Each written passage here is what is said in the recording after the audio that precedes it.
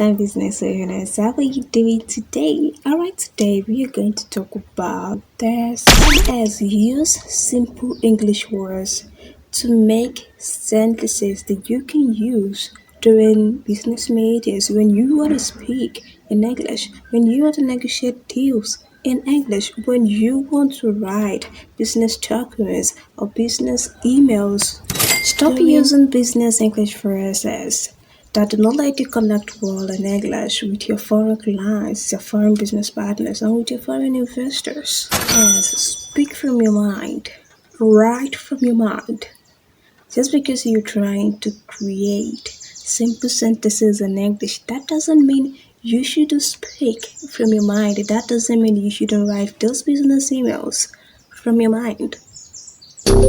Don't wait to learn the perfect ways to make sentences in English.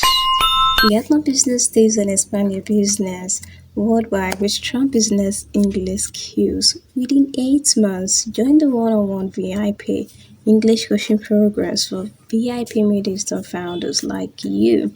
DM one-on-one.